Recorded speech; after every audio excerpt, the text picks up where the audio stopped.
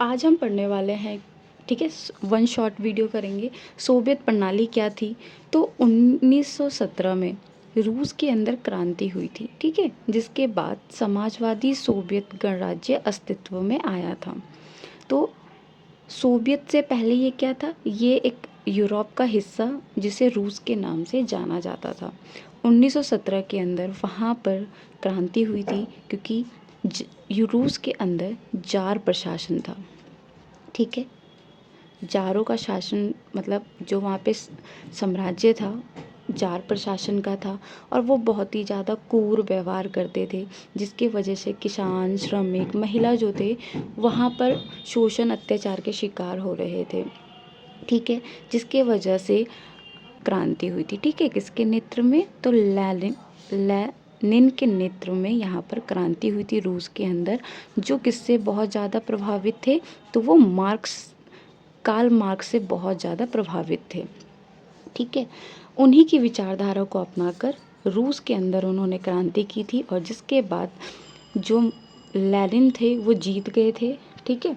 और यहाँ पर समाजवादी आंदोलन के साथ साथ यूएसएसआर का गठन भी हो गया था, ठीक। तो ये था सोवियत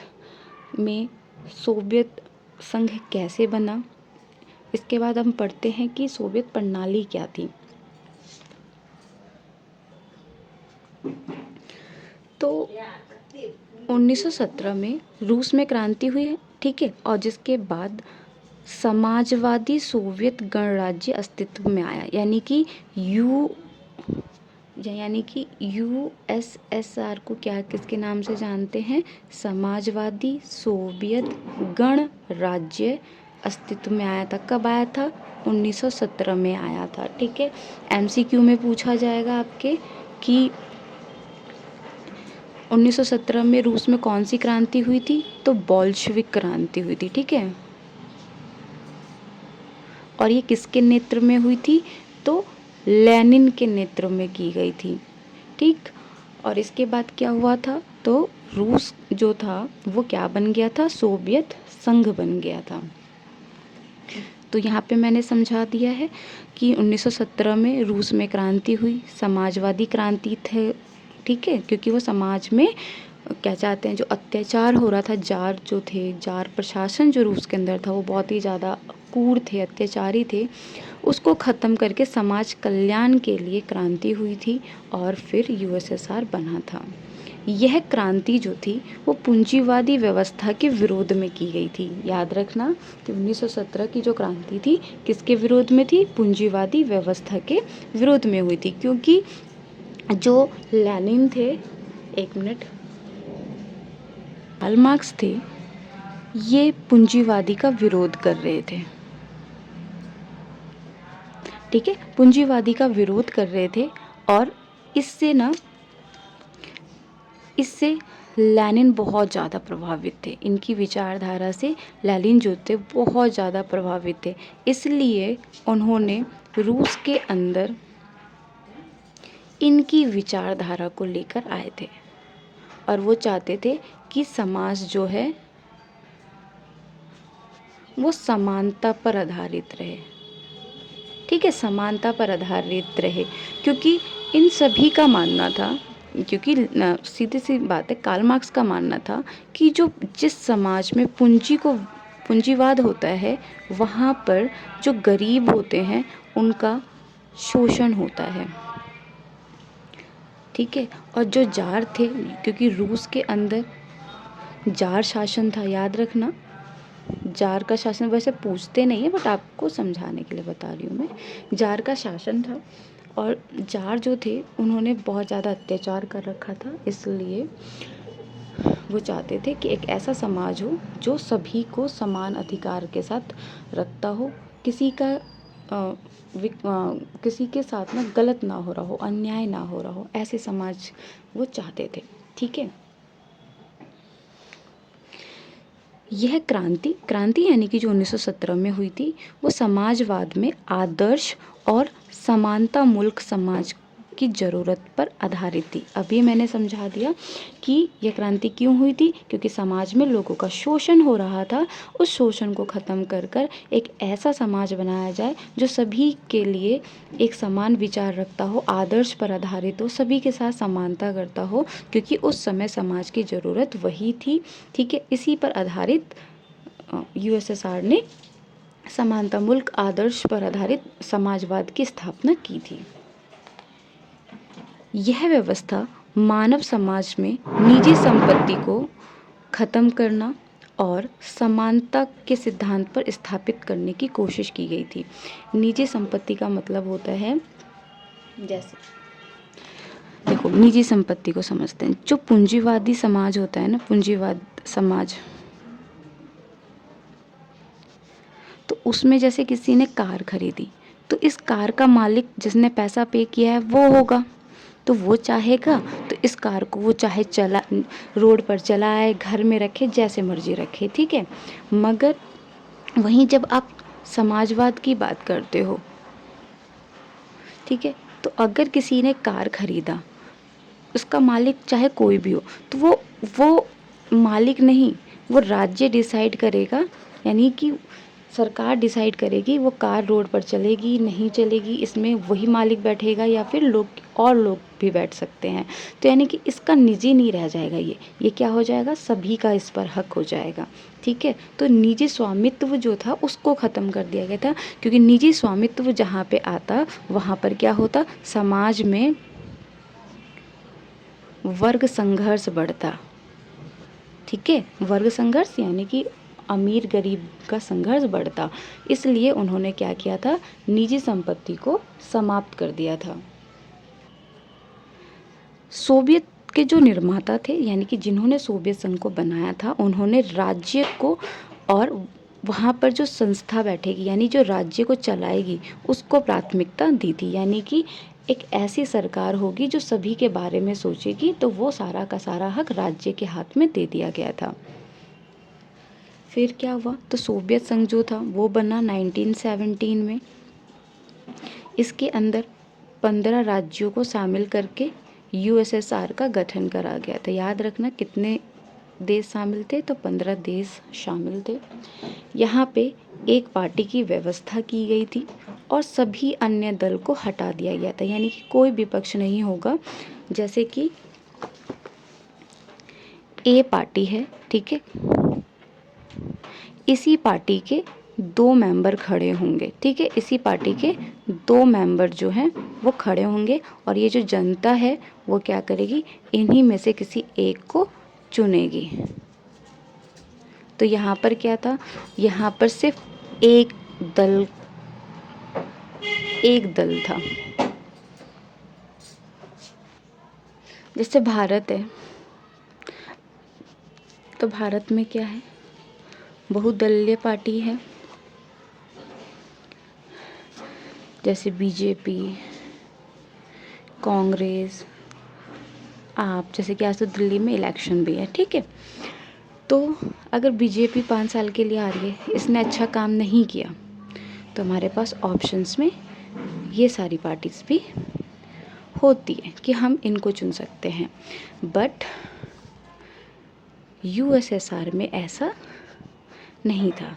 वहाँ पे क्या था, एक दल की सरकार थी। ठीक है, एक ही दल है, इसी के 2 मेंबर खड़े होंगे और जनता को इन्हीं दोनों मेंबर में से किसी एक को चुनना होगा। तो यहाँ पे सीधा सीधा क्या देखने को नहीं मिला हमें, विपक्ष। क्योंकि जिस समाज में विपक्ष होता है, वहाँ पे क्या होता है, जो सत्ता होती है वो मजबूत होती है ना, क्योंकि वो जो पक्ष में है उनके बारे में आवाज़ उठाती रहती। तो विपक्ष नहीं था, तो कहीं ना कहीं ये सत्ता जो थी आगे चल के तानाशाही बन जाएगी। तो अर्थव्यवस्था और योजनाएं जो थी वो सारा का सारा राज्य के नियंत्रण में चला गया था, यानी कि राज्य डिसाइड करेगी कि अर्थव्यवस्था कैसे चलेगी, और इन्होंने इस अर्थव्यवस्था को योजना के तरीके से चलाया था। ठीक है, जो कि भारत ने इस प्रणाली को 1951 में अपनाया था, नियोजन प्रणाली। ठीक है, फिर क्या है, धुरी, यहाँ पे सिर्फ एक ही पार्टी थी जिसका क्या नाम था, कम्युनिस्ट पार्टी थी। फिर दूसरा पॉइंट इसमें लिखेंगे सोवियत प्रणाली के अंदर, मैंने पहला बता दिया आपको, ठीक है, कि पहले पॉइंट में आएगा कि यूएसएसआर कैसे बना, ठीक है, 1917 की क्रांति, बोल्शेविक क्रांति।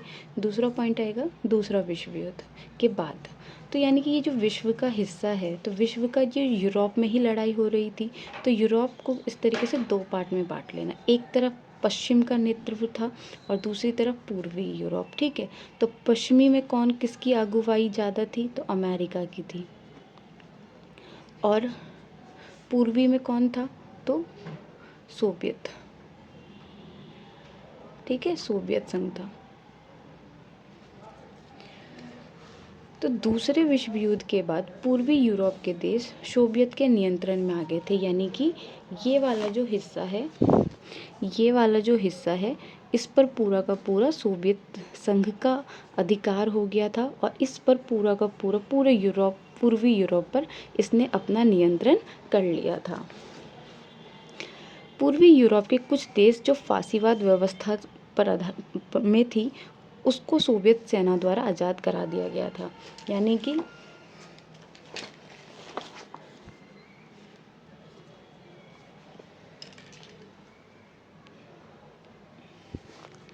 देखो, ये मान के चलो यूरोप है, ठीक है। तो यूरोप का ये वाला हिस्सा किसके अंडर में था, तो सोवियत के अंडर में था, ठीक, सोवियत संघ के अंडर में था। इसमें से ही कुछ देश ऐसे थे जिसकी राजनीतिक जो थी किस पर थी, फासीवाद पर आधारित थी। फासीवाद एक ऐसी विचारधारा थी जो लोकतंत्र का विरोध करती थी, ठीक है, लोकतंत्र विरोधी पार्टी थी ये। तो ये दूसरे विश्व युद्ध के टाइम पे ये एक विचारधारा थी जो द्वितीय विश्व युद्ध के टाइम पे उभरी थी।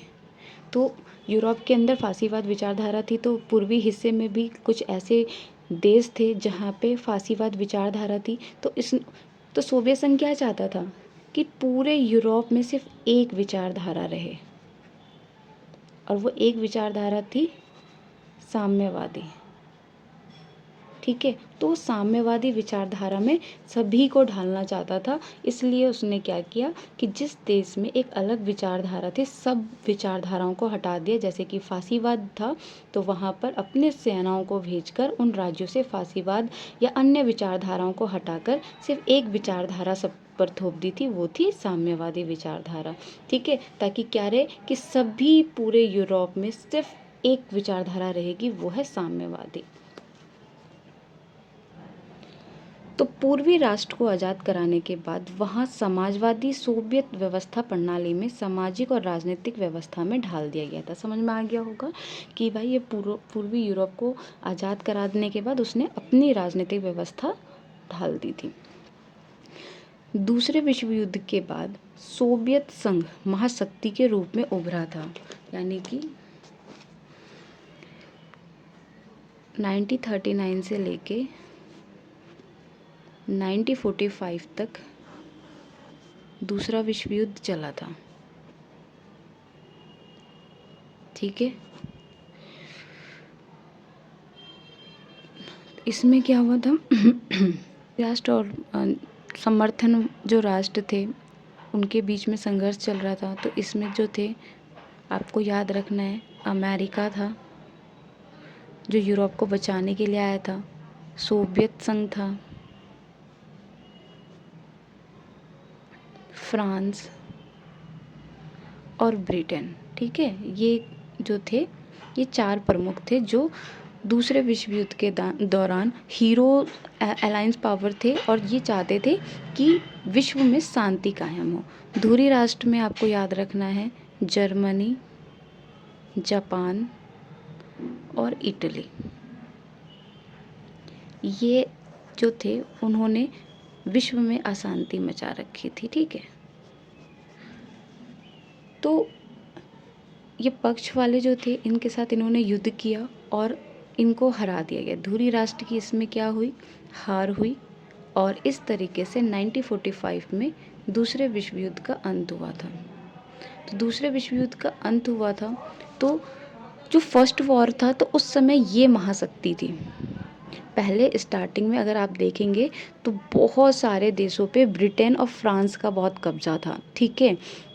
तो उस समय ना स्टार्टिंग में इन दोनों का बहुत बहुत बड़ी शक्ति थी ये।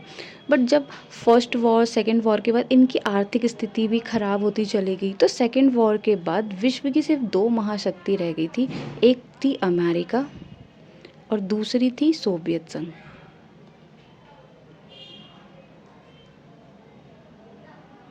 ठीक है, तो इनके बीच में क्या हुआ, इनके बीच में जंग स्टार्ट हो गया। जंग ऐसी नहीं कि ये युद्ध कर रहे हैं, हथियारों की जंग नहीं था ये हथियारों की जंग नहीं थी, ये वाली जंग नहीं थी। ये जो जंग थी ये विचारधारा की जंग थी। यानी कि ये दिखाना चाहते थे कि मेरी विचारधारा बहुत अच्छी है। तो अमेरिका अपनी विचारधारा का प्रचार कर रहा था और सोवियत संघ अपनी विचारधारा का प्रचार कर रहा था। तो विचारधारा का जब प्रचार शुरू हुआ तो ये इसकी विचारधारा का विरोध कर रहा था और ये इसकी विचारधारा का विरोध कर रहा था। इनका मानना था कि पूंजीवादी से समाज का विकास होगा, अर्थव्यवस्था तेज़ी से बढ़ेगी, और सोवियत संघ का कहना था कि पूंजीवादी व्यवस्था की वजह से समाज में हमेशा एक वर्ग का ही विकास हो सकता है और अन्य वर्गों का हमेशा शोषण होता रहेगा। तो ये विचारधाराओं की लड़ाई हुई। फिर इन दोनों के बीच में एक होड़ और थी कि कौन महाशक्ति है, कौन ताकतवर है। इस चीज़ के पीछे इन लोगों की लड़ाई शुरू हो गई। तो इसमें इन्होंने क्या किया, दोनों ने हथियारों की होड़ में शामिल हो गए। ये हथियार बनाता तो ये भी हथियार बनाता। मान के चलिए एग्जाम्पल, ये अगर एक बम बना रहा है जो कि ऐसा है, ये एक अणु बम बना रहा है, ठीक है, और इसकी क्षमता ये है कि ये 4 राज्यों को नष्ट कर सकता है। मैं एग्जांपल दे रही हूँ। तो इसने इतनी ताकतवर बम बनाया, तो वहीं पर अब सोवियत इससे पीछे कैसे रहेगा। तो सोवियत क्या है, इससे 4 गुना ऐसा बम बनाएगा जो 8 राज्यों को ख़त्म करने की क्षमता रखता हो। तो ये क्या हो गया, ये हथियारों की होड़ शुरू हो गई कि तू ताकतवर नहीं है, मैं ताकतवर हूँ। तो इस तरीके से ताकत की लड़ाई जब शुरू हुई, उसी को शीत युद्ध का नाम दिया गया था। फिर 1945 से ये चीज़ें शुरू होती रही और काफ़ी लंबे टाइम तक चली थी, जब तक सोवियत का विघटन नहीं हो गया था। ठीक है, तो यह तो थोड़ा बहुत आपको समझाने के लिए था। तो 1939 और 45 के बीच में दूसरा विश्व युद्ध हुआ था। और यहाँ पे देखा जाए तो उस समय क्या था कि पूरे विश्व में देखा जाए तो पूरे विश्व में 2 महाशक्ति में हम अगर अमेरिका को छोड़ दें तो विश्व की दूसरी सबसे बड़ी महाशक्ति कौन थी, तो सोवियत थी। ठीक है, जो उस समय देश को प्रभावित कर सकती थी। तो सोवियत इतनी बड़ी महाशक्ति बनी, ठीक है, तो कैसे उसने अपना विकास किया, कैसे उसकी अर्थव्यवस्था थी, वही हम इस चैप्टर में पढ़ रहे हैं। तो दूसरे विश्व युद्ध के बाद सोवियत जो था वो महाशक्ति के रूप में उभरा, और अमेरिका को छोड़ दें तो सोवियत संघ की अर्थव्यवस्था विश्व की तुलना में बहुत अधिक विकसित हो चुकी थी।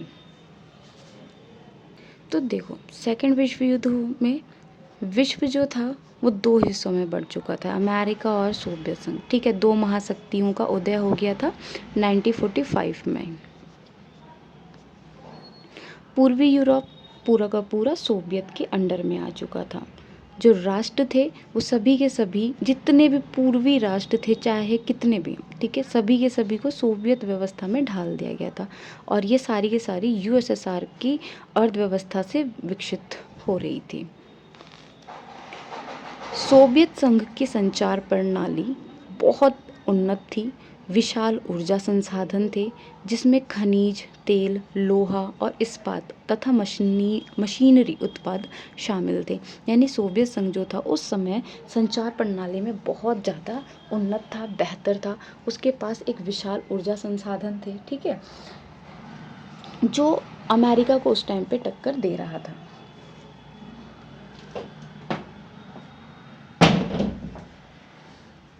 फिर है कि सोवियत संघ के दूर दराज यानी कि जो मतलब अलग राज्यों में आवागमन का मतलब होता है आना जाना, ठीक है, सुव्यवस्थित और विशाल प्रणाली के कारण आपस में जुड़े हुए थे। यानी कि सोवियत संघ जो था अन्य राज्यों के साथ वहाँ पर आना जाना, अपने सामानों को भेजना, जिसकी वजह से वो आपस के लोगों से देशों से जुड़े हुए थे और बहुत ही ज़्यादा व्यवस्थित था उनका किसी भी देश में अपने सामान को भेजना।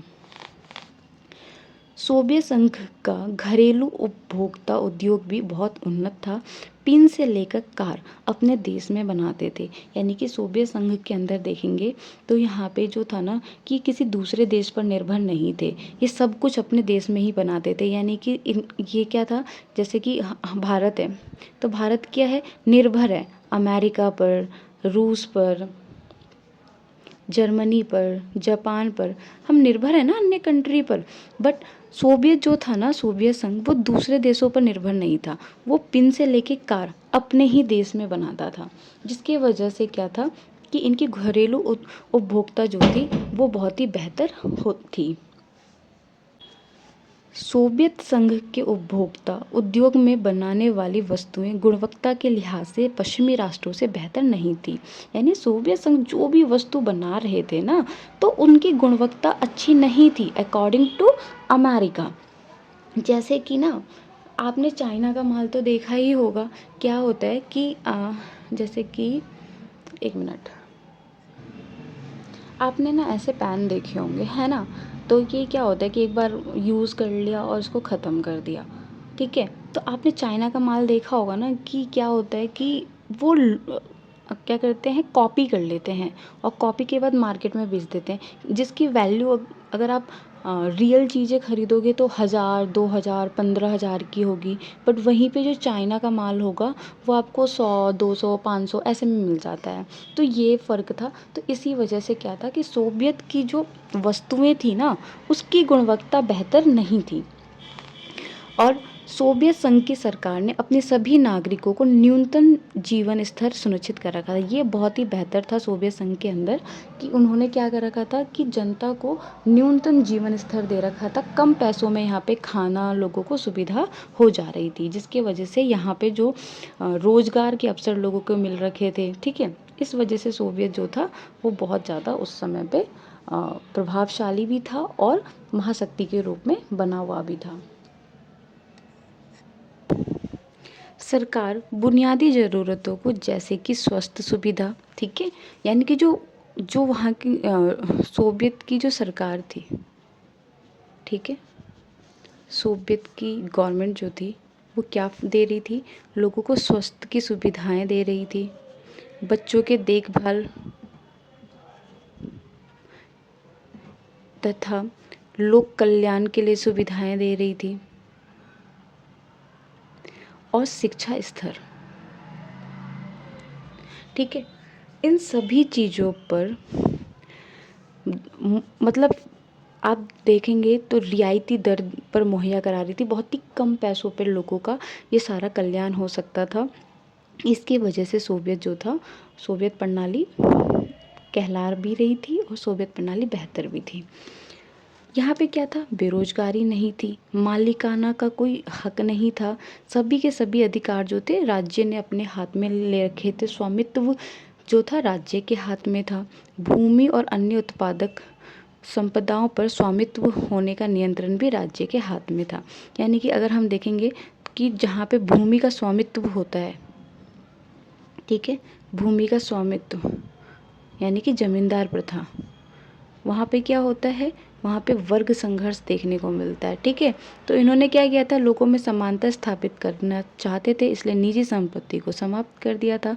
तो भूमि का हक भी और अन्य उत्पादक जो भी कारखाने थे, जो भी उद्योग थे, सभी के अधिकार जो थे वो किसके हाथ में थे, राज्य के नियंत्रण में थे। वो डिसाइड करती थी कि किस तरीके से हमें फसल को कितने रेट में ख़रीदना है, कितने में बेचना है, ठीक है। सब चीज़ें निर्णय जो था वो सरकार लेती थी। सोवियत प्रणाली पर नौकरशाही का शिकंजा धीरे धीरे बढ़ता चला गया और धीरे धीरे यहाँ का शासन सत्तावादी होता चला गया। नौकरशाही का मतलब क्या होता है? तो नौकरशाही जैसे कि हम जानते हैं एडमिनिस्ट्रेशन, ठीक है, जैसे आईएएस आईपीएस यानी पीओ कर्म जो पीएमओ होता है, जो सब प्रधानमंत्री के लिए योजनाएं बनाते हैं। तो यहाँ पे क्या लगने लगा कि सरकार के लिए तो सारे के सारे कानून व्यवस्था हम बना रहे हैं, सरकार का आधा काम तो हम ही करते हैं, सरकार तो हमारे अकॉर्डिंग चल रही है। तो क्या होने लगा कि इनको लग रहा था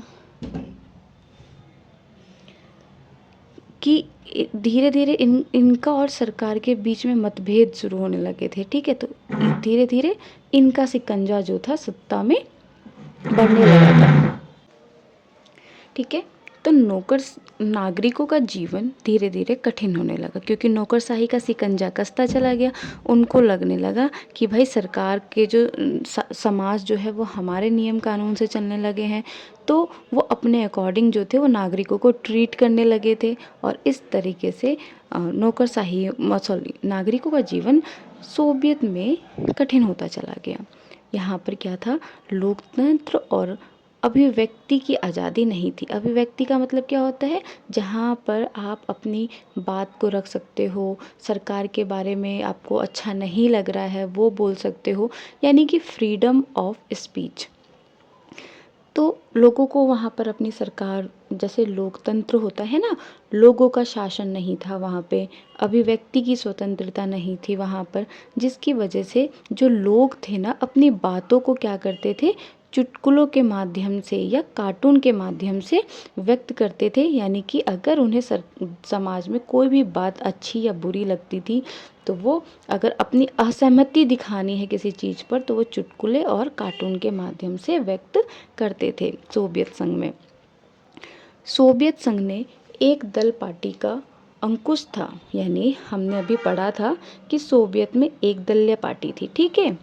और धीरे धीरे पूरे सोवियत के अंदर इस एक दल का शिकंजा जो था पूरा का पूरा कसता चला गया था, जिसकी वजह से कम्युनिस्ट पार्टी सभी संस्थानों पर नियंत्रण कर चुकी थी। यानी कि यहाँ पर एक ही पार्टी थी, कम्युनिस्ट पार्टी थी, और उसने सभी पर अपना नियंत्रण कर लिया था, जिसकी वजह से जो संस्थान थे उनमें सुधार की आवश्यकता की ज़रूरत हो गई थी, क्योंकि संस्थानों पर इसने अपना कब्जा कर लिया था, जिसकी वजह से भ्रष्टाचार बढ़ने लगा था, ठीक है। लोगों की बातों को ना सुनना या फिर किसी भी पद पर क्या है पैसे लेकर नियुक्ति कर देना, इस तरीके से चीज़ें होने लगी थी, जहाँ पर किसकी ज़रूरत पड़ी थी, सुधार की आवश्यकता होने की पड़ी थी।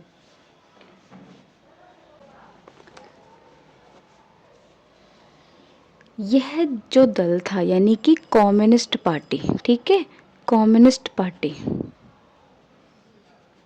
जनता के प्रति जवाबदेह नहीं रह गई थी। यानी कि जैसे कि अगर हम इंडिया में देखेंगे तो इंडिया में जो सरकार है हमारी, ठीक है, वो क्या करती है, जो भी सरकार होगी ए या बी, वो हमेशा कोई भी कार्य करेगी वो जनता के प्रति जवाबदेह रहती है। ये कहाँ पे देखने को मिलता है, तो ये लोकतंत्र शासन में देखने को मिलता है। बट सोवियत संघ में साम्यवादी दल का शासन था, ठीक है, साम्यवादी शासन था, जिसके वजह से वहाँ की जो सरकार थी वो जनता के प्रति जवाबदेह नहीं थी। यानी वो क्या कार्य कर रही है वो जनता को पता नहीं था। यूएसएसआर का गठन 15 राज्यों से मिलकर हुआ था, जहाँ सारे फैसले लेने का अधिकार सिर्फ और सिर्फ रूस के पास था। अन्य क्षेत्रों की जनता का दमन महसूस हो रहा था। यानी कि 15 राज्यों को जब यूएसएसआर बन रहा था, ठीक है, यूएसएसआर जब बन रहा था तो इन्होंने ना इन सभी राज्य जो 15 हैं उन सभी को बोला था कि आप हम में शामिल हो जाएं, हम आपकी संस्कृति का,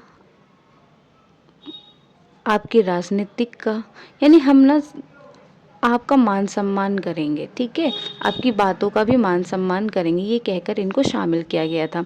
मगर ऐसा नहीं हुआ। यूएसएसआर 15 राज्यों से मिलकर तो बन गया, मगर यहाँ पर सरकार चलाने का पूरा पूरा अधिकार जो था, यानी उत्तराधिकारी कौन था? रूस बन के बैठा हुआ था, और यही डिसाइड करता था कि समाज जो है वो किस तरीके से चलेगा। तो ये जो 15 थे, इन सभी को यहाँ पर क्या हो रहा था कि इनके अधिकारों को छीन लिया गया था। अब ये बोलने की शक्ति नहीं रख सकते थे, सिर्फ रूस बोल रहा है, तो ये अपना क्या करते थे? दमन महसूस करते थे, अपना शोषण महसूस करते थे, और यहाँ इनकी क्षेत्र की जनता भी यही महसूस कर रही थी। हथियारों की होड़ में सोवियत संघ ने अमेरिका को टक्कर तो दी थी, जिसकी वजह से सोवियत काफ़ी ज़्यादा आर्थिक नुकसान में उसको हानि झेलनी पड़ी थी। यानी हमने अभी पढ़ा था कि, एक बार और समझा देती हूँ आपको,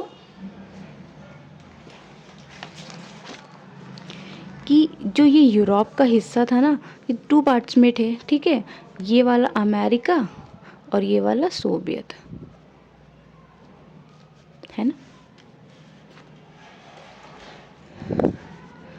तो शीत युद्ध के दौरान दोनों की लड़ाई चल रही थी, अमेरिका और सोवियत। तो इसने क्या किया था? अमेरिका से आगे बढ़ने के चक्कर में इसने अपना आर्थिक नुकसान पहुंचा लिया था, क्योंकि ये लोग क्या कर रहे थे? हथियारों की होड़ में शामिल हो गए थे, और हथियारों में काफ़ी पैसा लगता है, ठीक है। तो इसने सारे पैसे जो थे अपने हथियारों में खर्च करने शुरू कर दिए थे, यानी कि वहाँ पे अपने सारे पैसे खर्च कर रहा था, ताकि ये क्या कर सके? पश्चिम राष्ट्रों से आगे निकल सके, जिसकी वजह से सोवियत की जो अर्थव्यवस्था थी वो धीरे धीरे खराब होने लगी थी। सोवियत संघ जो था, प्रौद्योगिकी और बुनियादी ढांचे जैसे परिवहन, ऊर्जा पश्चिमी देशों से काफ़ी ज़्यादा पिछड़ती चली गई थी। यानी कि अगर हम देखेंगे तो टेक्नोलॉजी के डिपार्टमेंट में और जो उनकी बुनियादी ढांचे थे ना, उन सभी चीज़ों में ये क्या थे? काफ़ी ज़्यादा पीछे होते जा रहे थे। जब मैंने आपको सोवियत प्रणाली पढ़ाया था, तो मैंने आपको समझाया था कि ऊर्जा जैसे संसाधन में भी क्या था? परिवहन जैसी चीज़ों में ये क्या थे? बहुत ही उन्नत थे। मगर धीरे धीरे जो थे, ये जो उनकी बुनियादी चीज़ें थी उसमें भी ये क्या थे? कमज़ोर होते जा रहे थे। सोवियत संघ अपने नागरिकों की इच्छाओं को पूरा कर नहीं पा रहा था। जहाँ सोवियत प्रणाली जब मैंने पढ़ाया था, तब मैंने कहा था ये न्यूनतम जीवन स्तर दे रहा था, ये लोगों की ज़रूरतों को पूरा कर रहा था। बट अब ये क्या कर रहा है? लोगों की जो इच्छाएं थी, आकांक्षाएं थी, उन्हें पूरा नहीं कर पा रही थी। क्यों? क्योंकि यहाँ पे भ्रष्टाचार बढ़ता जा रहा था। नौकरशाही जो थे वो भी राजनीतिक में अपने आप को ऊंचा समझने लगे थे, ठीक है। तो इस तरीके से चीज़ें जो थी खराब होती चली गई। फिर 1979 में अफ़गानिस्तान में हस्तक्षेप कर दिया, यानी कि यूएसएसआर ने सबसे बड़ी गलती करी, अफ़गान में हस्तक्षेप करा, ठीक है। तो अफ़गान क्या है? एक छोटा सा देश था, और ये इतनी बड़ी महाशक्ति, इसको इस छोटे से राज्य में हराने में 10 वर्ष लग गया। तो इतनी बड़ी महाशक्ति को, छोटे से राज्य को हराने में 10 वर्ष लग गया, तो भाई 10 साल तक यहाँ पर इसका पैसा लगा होगा, ठीक है, जिसकी वजह से इसकी अर्थव्यवस्था भी खराब हो गई और इसका नाम भी बहुत ज़्यादा खराब हुआ था, और इसकी अर्थव्यवस्था और भी ज़्यादा कमज़ोर हो गई थी। फिर क्या हुआ?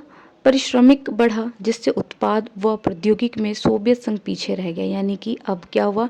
बेरोजगारी बढ़ने लगी, ठीक है, टेक्नोलॉजी, उत्पाद, इन सभी चीज़ों में जो थे सोवियत संघ पीछे होने लगा, और अन्य देशों में, जो ये 15 राज्यों से मिलकर बना था ना, तो अन्य देशों में क्या होने लगा था? खाने की कमी आ गई थी। यानी सोवियत संघ के अंदर खाद्यान्न संकट आ चुका था। 1970 के दशक मतलब 1970 का जो समय चल रहा था ना, अंतिम वर्षों में यह व्यवस्था लड़खड़ा गई थी। 1970 से लेके जो 10 वर्ष उसके बीच में रहा होगा, उस समय में यह व्यवस्था पूरी तरीके से लड़खड़ा गई थी। किसकी? सोवियत संघ की।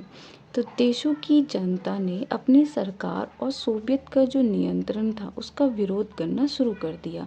ठीक है। तो वहाँ की जो जनता थी उन्होंने सोवियत प्रणाली का विरोध करना शुरू कर दिया, क्योंकि जो विश्वास से ये पार्टी आई थी वो विश्वास तो रहा ही नहीं। देश की अर्थव्यवस्था खराब हो रही है, ठीक है, बेरोजगारी बढ़ रही है, तो लोगों ने सरकार का विरोध करना तेजी से शुरू कर दिया था। फिर क्या हुआ कि पूर्वी यूरोप देशों में साम्यवादी पार्टी गिरती चली गई। ठीक है, हमने पढ़ा था ना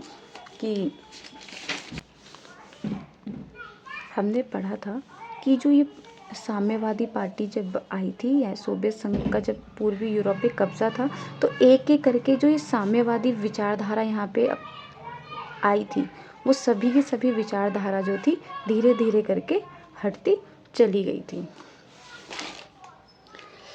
पूर्वी यूरोप, ठीक है, साम्यवादी पार्टी गिरती चली गई।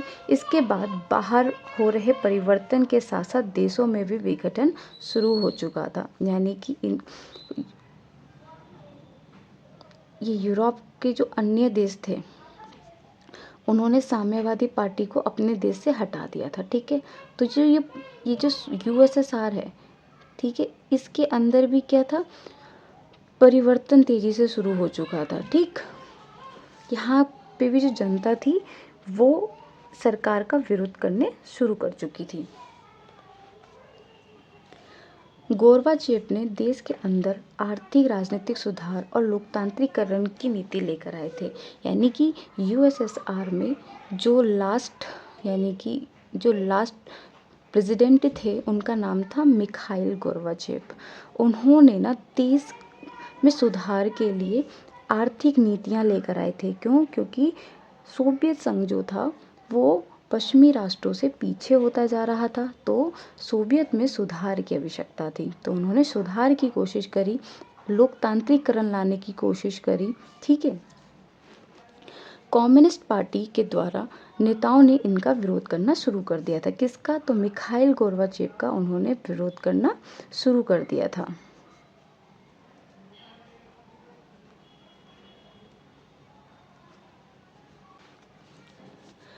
(1991) में तख्ता पलट भी हुआ और कम्युनिस्ट पार्टी से जुड़े गर्मपंथियों ने इसे बढ़ावा दिया था।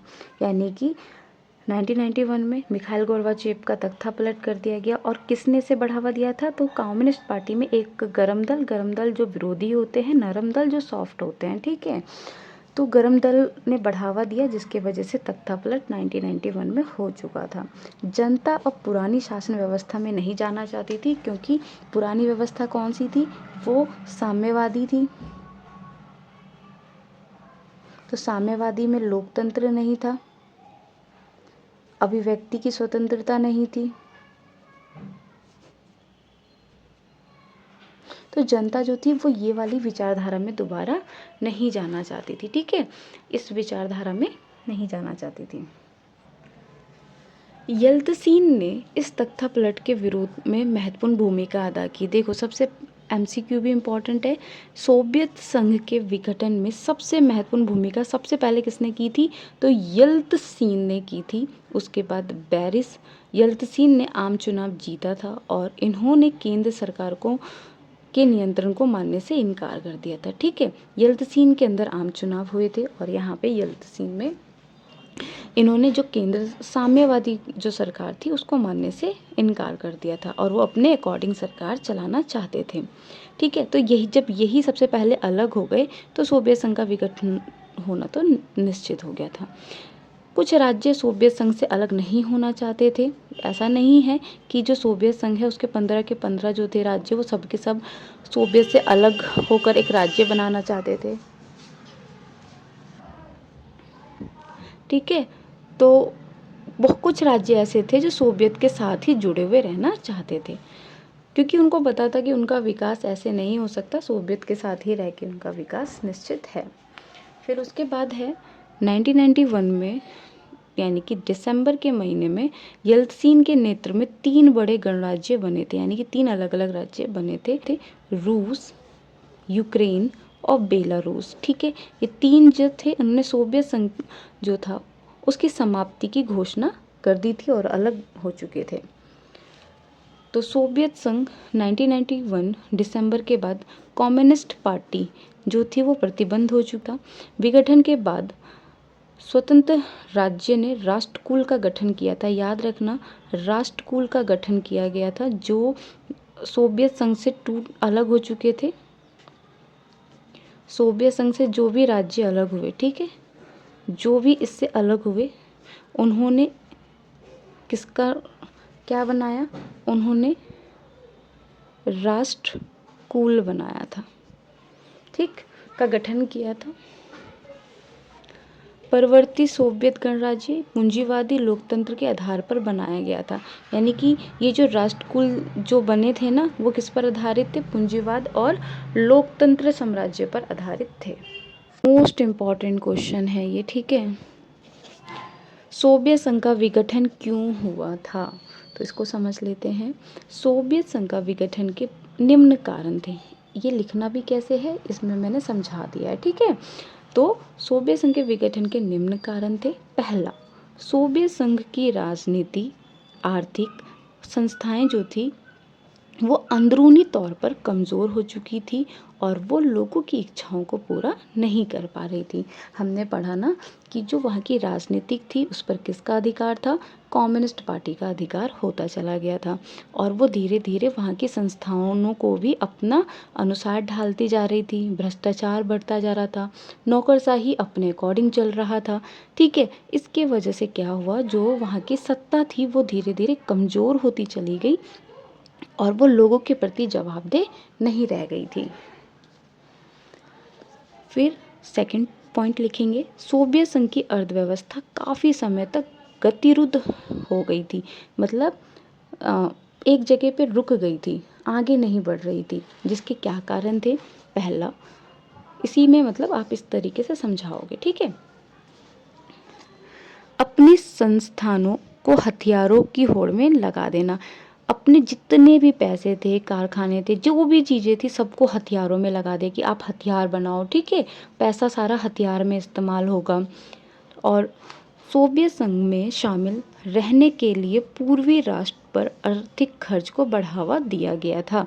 यानी कि जो पूर्वी राष्ट्र था ना, जो ये वाला राष्ट्र था, ये जो पूर्वी एरिया था, ये सोवियत के साथ हमेशा रहे और जो अन्य देश है जो सोवियत की विचारधारा को अपना रहा है, अन्य अन्य कंट्री जो है, उन सभी पे ये क्या करते थे? आर्थिक खर्च करते थे। क्यों? क्योंकि ये चाहते थे ये हमेशा इनके साथ बने रहें, ठीक है, इनकी ताकत बनी रहे। तो जिसके लिए इन्होंने खर्च किया, तो यहाँ पे भी इनका अर्थव्यवस्था थोड़ा कमज़ोर होना शुरू हो गया था। तीसरा क्या था? कम्युनिस्ट पार्टी को विश्व में फैलाना और अन्य राष्ट्रों को आर्थिक मदद देना, साम्यवादी को विचारधारा को फैलाना, ये भी इनकी अर्थव्यवस्था के लिए गतिरुद्ध बना। काफ़ी समय तक इन्हीं के मतलब रुकी रही, विकास नहीं हुआ। जैसे कि एग्जाम्पल, क्यूबा की आर्थिक मदद करना, ठीक है, ये एग्जाम्पल आप देना ताकि अच्छा लगेगा आंसर। इससे सोवियत संघ पर गहरा आर्थिक प्रभाव पड़ा था। देखो सारा पैसा ये कहाँ खर्च कर रहे हैं? समाज में नहीं खर्च कर रहे हैं, है ना। हम क्या देख रहे हैं? हथियार बनाने में लगा रहा है, किसी भी तरीके से पश्चिम राष्ट्र से आगे बढ़ना चाहता है, उन सभी देशों पर पैसा खर्च कर रहा है कि इसका दबदबा बना रहे, ठीक है। तो इन सब चीज़ों से क्या हुआ कि पैसा जो था वो जनता की भलाई में ना खर्च हुआ, विकास में खर्च नहीं हुआ, तो जिसके वजह से इनकी अर्थव्यवस्था धीरे धीरे कमज़ोर होने लगी थी।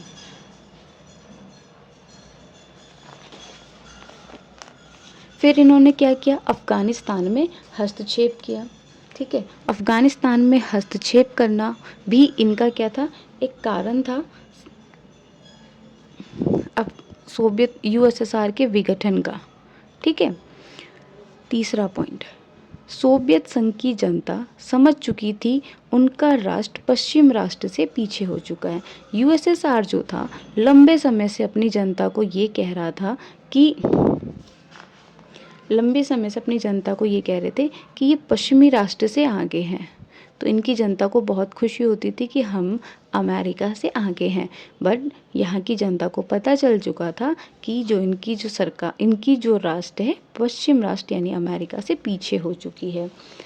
सालों से सोवियत अपनी जनता को बताए रही थी कि सोवियत राज व्यवस्था पश्चिमी पूंजीवादी से बेहतर है। यानी कि इन्होंने क्या कहा था कि पश्चिम में जो पूंजीवाद है वो बेकार है, वो लोगों का शोषण करती है, इसलिए वो व्यवस्था बहुत ही बेकार है, हमारी व्यवस्था बहुत बेहतर है साम्यवादी। बट टिल द एंड क्या हुआ कि पूंजीवादी व्यवस्था को बेहतर माना गया था। लेकिन सच्चाई ये थी, सोवियत संघ काफ़ी ज़्यादा पिछड़ चुका था। यानी कि इन्होंने क्या किया था, अपनी जनता को गुमराह करके रखा हुआ था। पिछड़ेपन की बात जानकर सोवियत की जनता को काफ़ी ज़्यादा ठेस पहुंचा था। उनको भावना बहुत ज़्यादा ठेस पहुंची कि हमारी जो सरकार है वो तो हमें बता कुछ और रही थी और रियलिटी कुछ और है।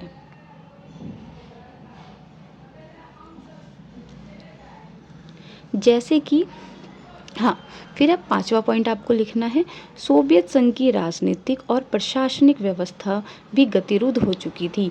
यानी कि सोवियत संघ की जो राजनीतिक और प्रशासनिक व्यवस्था थी वो भी एक टाइम पे क्या थी, एक जगह पे रुकी हुई थी, उनमें विकास नहीं हो रहा था और उसमें सुधार की आवश्यकता थी, बट वो नहीं हो रहा था, तो गतिरोध हो चुकी थी, रुक चुकी थी।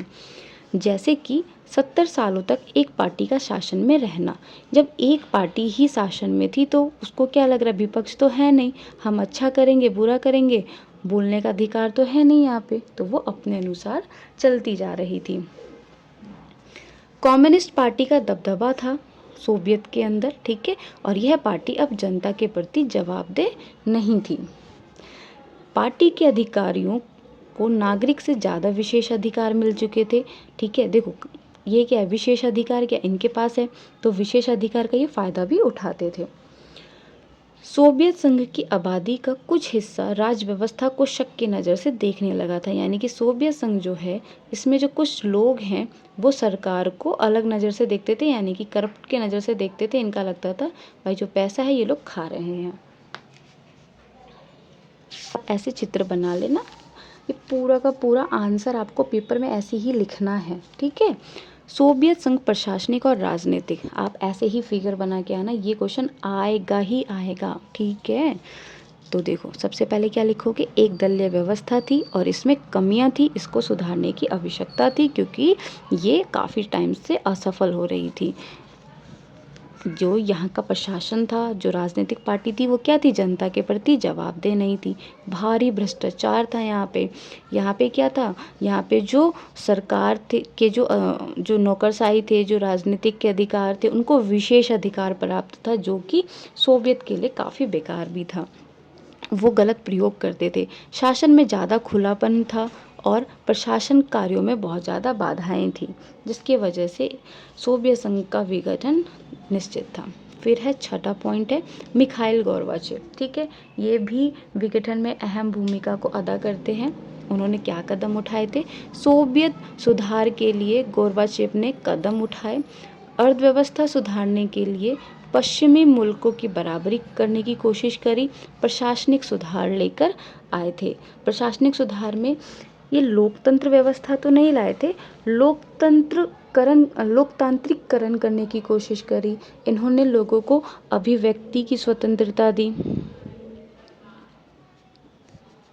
ठीक है। जब इन्होंने अभिव्यक्ति की स्वतंत्रता दी तो इन्होंने देखा कि जनता जो है वो सरकार के प्रति कितना गुस्सा उनके अंदर है। इन वर्चिप ने चाहा कि जो सोवियत संघ है उसका किस तरीके से विकास हो। उन्होंने बहुत कोशिश करी, ढील देने की कोशिश करी, बट इसका गलत ही हुआ, ठीक है। जनता जो थी वो बहुत तेज़ी से विकास चाहती थी और उस समय सरकार जो है उतनी तेज़ी से विकास नहीं कर रही थी, और इस ढील से क्या हुआ, वहाँ पर और भी गंदा प्रभाव देखने को मिला था और सोवियत का विघटन तय हो गया था। जैसे कि एग्जाम्पल दिया है मैंने, आप भी ऐसे ही देंगे। अभिव्यक्ति की स्वतंत्रता प्रदान करना, सोवियत में अभिव्यक्ति की आज़ादी नहीं थी, यानी फ्रीडम ऑफ स्पीच नहीं थी, जिससे लोग शासन के विरुद्ध नहीं बोल पा रहे थे। बट जैसी आज़ादी मिली तो उन्होंने उनके विरुद्ध में बोलना शुरू कर दिया था।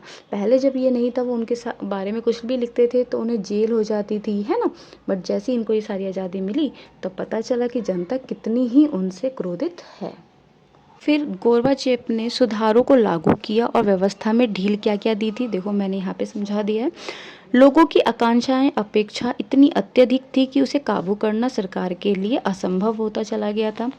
जनता का कुछ हिस्सा ये चाहता था गोर्बाचेव तेजी से विकास करे, लेकिन धीमी गति से विकास की वजह से जनता का जो धैर्य था वो खोता चला गया था। कम्युनिस्ट पार्टी के अंदर फूट आ चुकी थी, क्योंकि मैंने आपको बताया था कम्युनिस्ट 2 पार्ट में डिवाइडेड हो गए थे, एक था गरम दल और दूसरा क्या था, नरम दल। तो गरम दल जो था वो चाहता था किसी तरीके से सोवियत संघ का विघटन हो जाए, नरम दल अभी भी चल रहा था। इस तरीके से अंदर क्या फूट डल चुकी थी। कुछ ऐसे थे जो मिखाइल गोर्बाचेव की नीति का विरोध भी कर रहे थे। अंदर कुछ सदस्यों को लग रहा था हमारी सत्ता और विशेषाधिकार कम हो जाएंगे, ठीक है, इसलिए वो इसका विरोध भी कर रहे थे। गोर्बाचेव धीरे धीरे समर्थन खोते चले गए और जनमत आपस में बट गया था। जनमत, जनता का जो वोट था वो आपस में बढ़ता चला गया और यहाँ पे गोर्बाचेव ने अपना समर्थन खो चुके थे। सोवियत संघ के अंदर लोगों में राष्ट्रवादी भावना जाग चुकी थी। अब लोगों को राष्ट्रवादी भावना का मतलब क्या है, अपने राष्ट्र के प्रति प्यार जाग चुका था।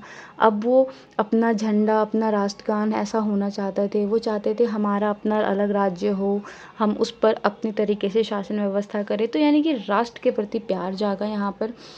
रूस, बाल्टिक गणराज्य, यूक्रेन, जाइजीरिया सोवियत संघ के गणराज्य में शामिल थे और इन्हीं भावों के कारण सोवियत संघ का विघटन तय था।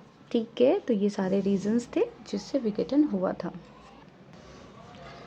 सोवियत संघ शीत युद्ध के दौरान बहुत लोग सोचते थे सोवियत संघ के मध्य एशियाई गणराज्यों में राष्ट्रवादी आकांक्षाओं का उभार सबसे दमदार होगा। ठीक है, गणराज्य रूस में धार्मिक और नस्ली लिहाज से अलग और आर्थिक रूप से पिछड़े हुए थे।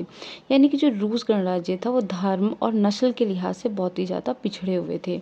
सोवियत संघ के प्रति राष्ट्रवादी असंतोष यूरोप में बढ़ता चला गया था, जिसके वजह से रूस, बाल्टिक, यूक्रेन और जाइजीरिया जैसे सबसे प्रबल राष्ट्र जो थे वो सबसे पहले सोवियत संघ से अलग हुए थे। अलगाव की वजह से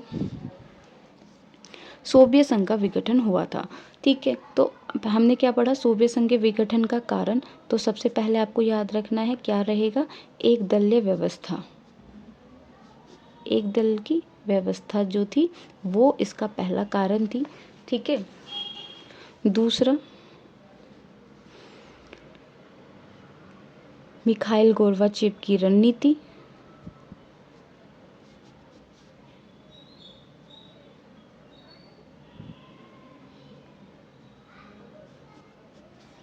तीसरा राष्ट्रवादी भाव उगना। चौथा अर्थव्यवस्था कमजोर। ठीक है, अर्थव्यवस्था का कमजोर पड़ना। अफगान में हस्तक्षेप करना।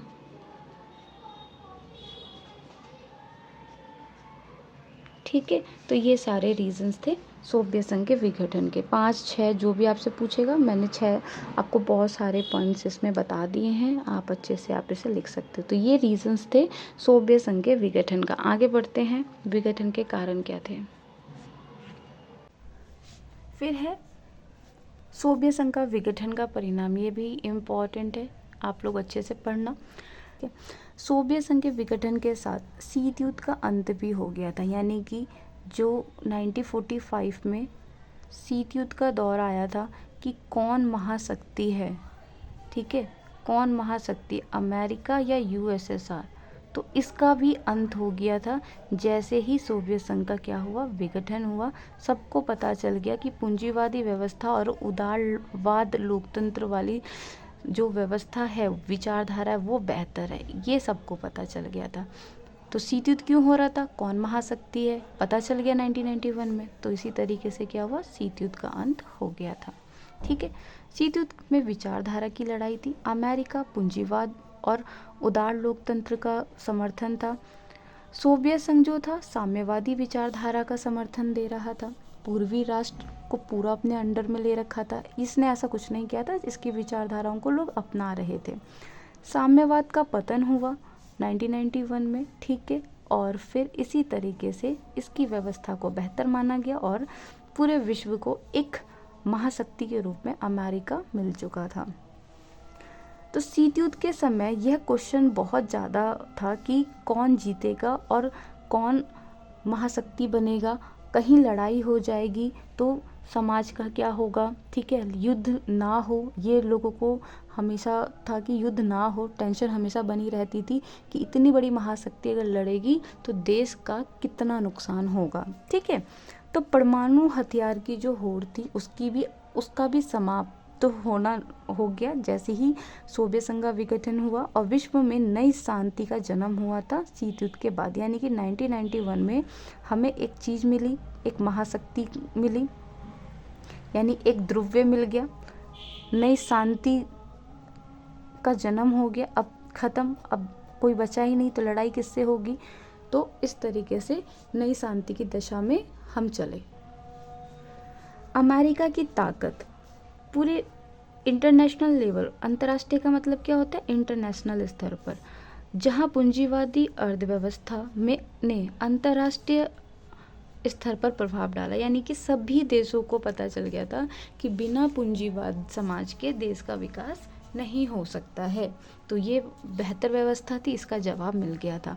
विश्व बैंक, अंतर्राष्ट्रीय मुद्रा कोष जैसी जो संस्थानें थी वो सभी के सभी जो थी, ठीक है, विभिन्न देशों को ताकतवर सलाह बन चुकी थी क्योंकि ये अमेरिका की संस्थानें थी और जैसे ही अमेरिका जीता तो इसकी भी महत्वता बढ़ गई और लोगों ने इनको अपने सलाहकार के रूप में स्वीकार किया था, यानी कि देशों ने, ठीक है। फिर है सोवियत खेमे के विभाजन के बाद नए देशों का उदय हुआ था।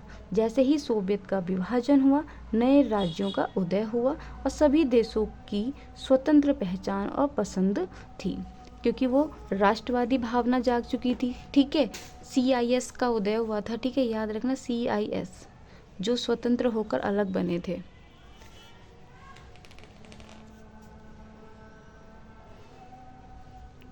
सोवियत से अलग होकर कुछ राष्ट्र जो थे वो यूरोप में शामिल हो गए और नाटो का हिस्सा बन चुके थे, ठीक है। यानी कि जो USSR का जब गठन हुआ था 1917 में तो इसमें कितने थे, 15 देश शामिल थे। 1991 में भाई जैसे ही इसमें बेलारूस अलग हुआ, यूक्रेन अलग हुआ,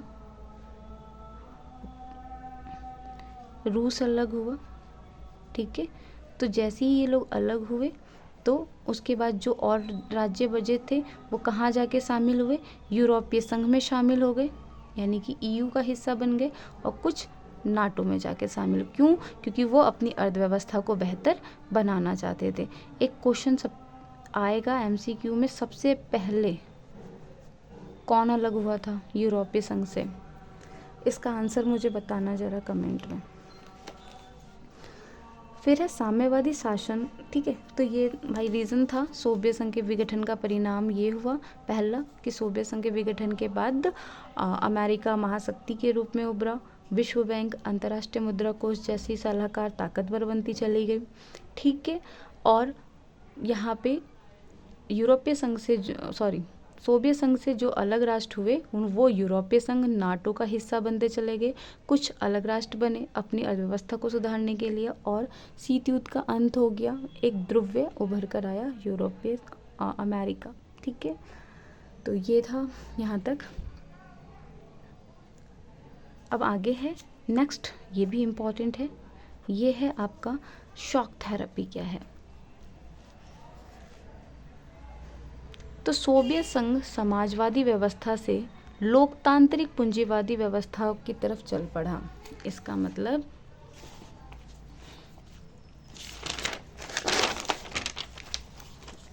देखो, सोवियत क्या था, ये तो साम्यवाद विचारधारा के साथ आया था कि भाई हम साम्यवादी विचारधारा को अपनाएंगे। साम्यवादी विचारधारा का मतलब क्या है, जो समानता और आदर्श पर आधारित थी, जो श्रमिक की पार्टी थी,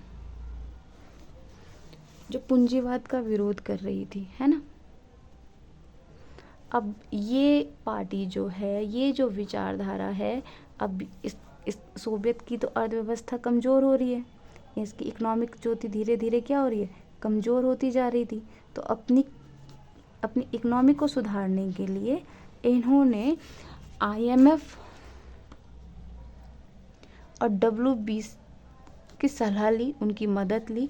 उन्होंने इनको कुछ सलाह दी थी, ठीक है, जिससे इन्होंने क्या किया था, अपनी इकोनॉमिक में क्या कोशिश करी। सबसे पहले इन्होंने पूंजीवादी अपनाया नहीं, पूंजीवादी की तरफ चले, लोकतांत्रिकरण करा इन्होंने,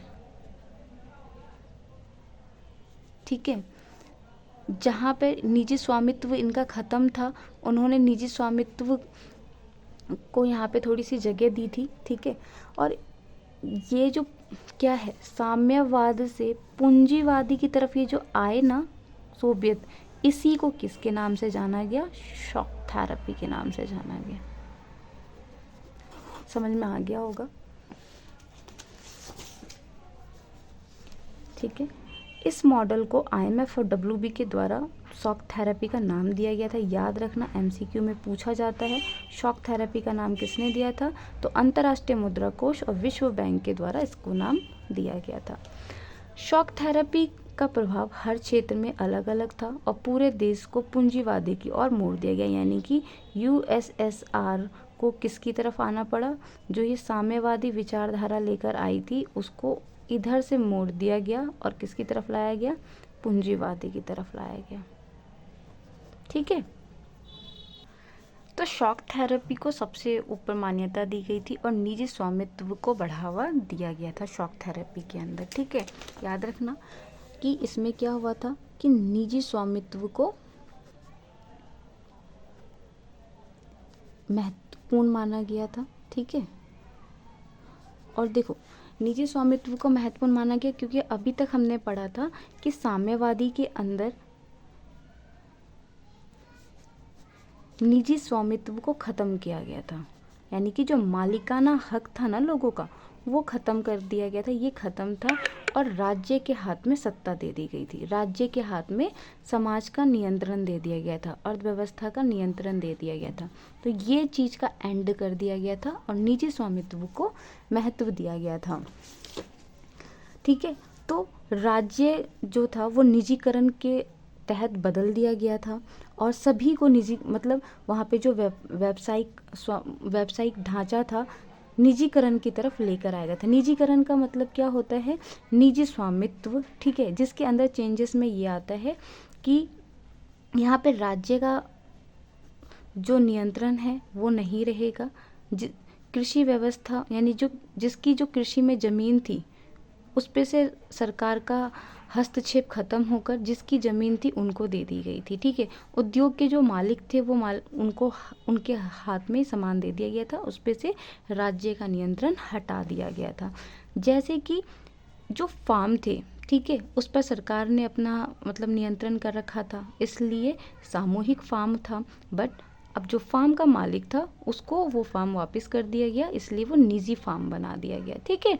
तो सामूहिक फार्म को निजी फार्म में बदला गया, यानी जिसकी जो चीज़ें थी वो उसको वापस कर दी गई ताकि क्या हो सके, USSR का विकास हो सके।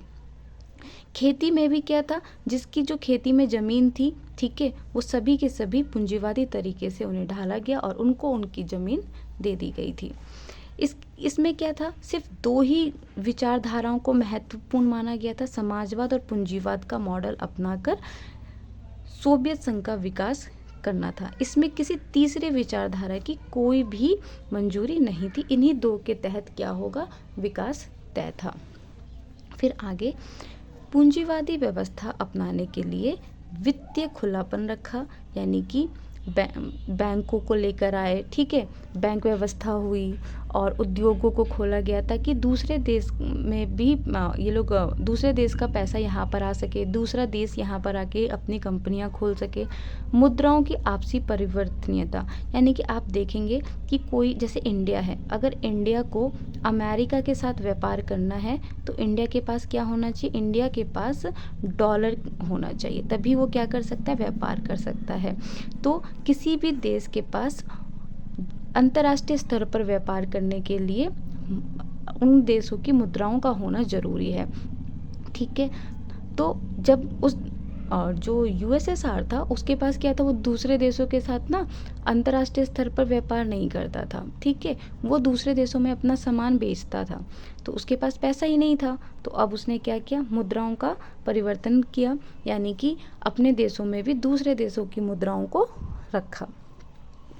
मुक्त व्यापार की नीति अपनाई, यानी कि देशों में थोड़ा खुलापन किया और जो उनके व्यापार थे उसमें थोड़ी छूट दी, है ना। इस तरीके से क्या किया, खुलेपन की नीति को अपनाया था। यहाँ पर इन्होंने एक और स्टॉक मार्केट को भी ओपन किया था, ताकि क्या हो सके, किसी भी तरीके से इनके पास क्या आए, पूंजी आए, तभी ये अर्थव्यवस्था से अपनी अर्थव्यवस्था को थोड़ा मजबूत बना पाएंगे।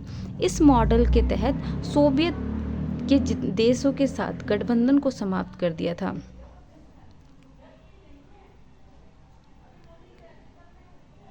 तो इसने क्या किया था, इस मॉडल में, ठीक है, जो सोवियत के खेमे वाले देश थे, यानी कि आपको पता है ना पूर्वी यूरोप, उनके साथ जो गठबंधन था उनको समाप्त इसने कर दिया था। सोवियत संघ के जितने भी खेमे वाले राज्य थे उन सभी को पश्चिमी देशों से जोड़ दिया गया था, पश्चिमी अमेरिका वाले से, ठीक है। अमेरिका की जो अगुवाई वाली कंट्री थी उन सबसे जोड़ दिया गया था। पश्चिमी नेता अब सोवियत संघ विकास का मार्गदर्शन नियंत्रण कर रहे थे। देखो अब अमेरिका क्या कर रहा है, सोवियत को दिखा रहा है कि किस तरीके से सोवियत विकास करेगा, तो पूरा नियंत्रण अमेरिका मतलब पश्चिमी राष्ट्र में आ गया था। तो ये था शॉक थेरेपी क्या है। अब शॉक थेरेपी का परिणाम क्या हुआ, अपना तो लिया यूएसएसआर ने, बट इसका परिणाम क्या हुआ। तो शॉक थेरेपी का परिणाम ये भाई बहुत इंपॉर्टेंट है, आएगा ही आएगा, 2 नंबर में 3 नंबर में आपको मिल जाएगा, ठीक है। 1990 में इस मॉडल को अपनाया गया, मगर यह जनता की इच्छाओं को पूरा नहीं कर पाई, जिसके वजह से सरकार पर से लोगों का विश्वास उठता चला गया था। शॉक थेरेपी ने पूरे क्षेत्र की अर्थव्यवस्था को तहस नहस कर दिया था। इस क्षेत्र की जनता बर्बादी की मार झेलने लगी। जहाँ जहाँ मतलब शॉक थेरेपी को अपनाया गया था जिस क्षेत्र में, उस क्षेत्र में बर्बादी शुरू हो चुकी थी। रूस में पूरा राज्य नियंत्रण, उद्योग ढांचा सब चरमरा उठा था। 90% उद्योग को निजी हाथों में बेच दिया गया।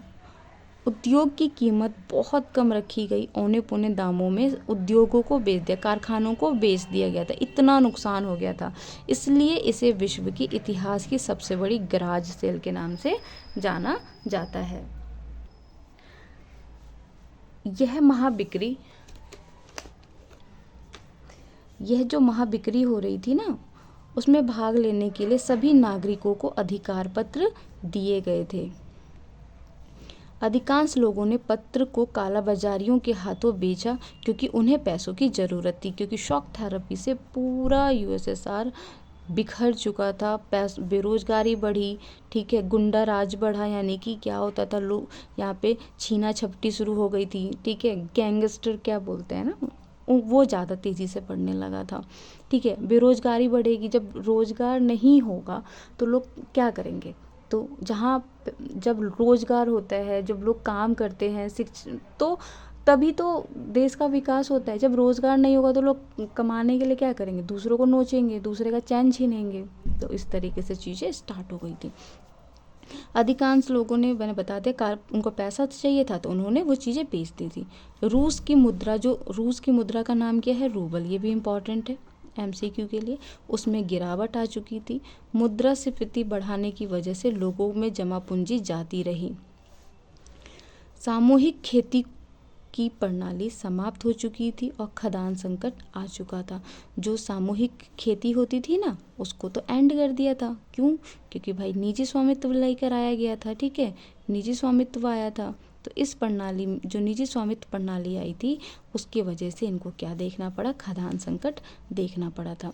रूस ने खाद्यान्न का आयात करना भी शुरू कर दिया था। खाने की जो कमी आई थी उसका इन्होंने खरीदना शुरू कर दिया था। समाज कल्याण कि पुरानी व्यवस्था पूरी तरह से नष्ट हो गई थी। धनी और गरीब के बीच बहुत गहराई बढ़ती चलेगी और आर्थिक असमानता आ चुकी थी। कई क्षेत्रों में माफिया वर्ग उभर कर, मैंने बताया ना जो अभी गैंगस्टर चीज़ें थी वो हुआ अधिक, ठीक है। और उन्होंने नियंत्रण में राज्य को कर लिया था, छीना झपटी उन्होंने शुरू कर दी थी। तो ये था शॉक थेरेपी का परिणाम, ठीक है। जैसे मैंने लिखा है आपको वैसे ही लिखना है। अगर आपको 5 पॉइंट बोलते हैं तो देख लीजिए कौन से 5 पॉइंट आपको अच्छे से याद हो जाते हैं, उसी को लिखना। जहाँ मैंने ब्लैक पेन का यूज़ किया है, ब्लैक पेन का आप भी यूज़ करिए, ठीक है। तो किसी ने मुझसे पूछा था कि किस तरीके से अपना आंसर लिखें, ठीक है। तो मैंने बता दिया, इस तरीके से अपना आंसर लिखेंगे, इसी तरीके से लिखोगे तो नंबर मिलेंगे आपको।